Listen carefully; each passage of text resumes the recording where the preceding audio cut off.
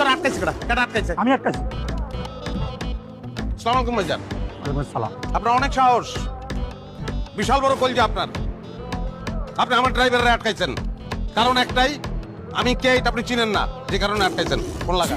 জি sir, কিন্তু sir কাকে phone লাগাবো? আপনার মামা স্বরাষ্ট্রমন্ত্রীকে, নাকি আপনার চাচা ভূমিমন্ত্রীকে, নাকি স্যার ডিআইজি সাহেবকে ফোন লাগাবো?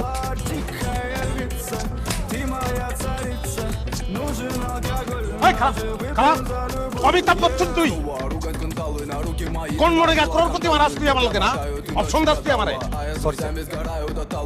স্বরাষ্ট্র ফোন লাগা। বাবলে চটকানা খেলে গেলি গা।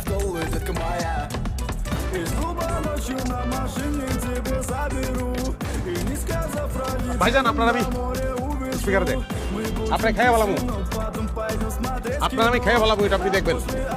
আসসালামু আলাইকুম মামা। হ্যালো ভাগ্নে, আমি তো সচিবদের সাথে মিটিং করছি। সচিবের লগে মিটিং গুল্লি মারেন মামা, আপনার ভাইগনারা একজন অপমান করছে। কার এত বড় সাহস আমার ভাগ্যের অপমান করে? তুই শুধু নামটা বল, আমি তার জীবনটা হারাম করে ফেলামু। ভাইজান আপনার নামটা একটু বলেন। আমি আবার কখন আপনাকে অপমান করবো? নাম কত? নাম কত? নাম ক? সোবান। মামা তার নাম সোহান মামা। তুই খালি ওই তার ঠিকানাটা পাঠা, আমি এখনই ফোর্স পাঠাবো। আমি তার জেল চাই না, বরবাদি চাই। গাড়ির শোরুমে জায়গায় থাকবো না, এখানে শোরুম থাকবো না। আমি গ্রামে খালেকরে ফোন দেবো, খালে কাইসা এই জায়গায় চাষ কইরা শস্য লাগাইবো, এটা আমি দেখতে চাই মামা।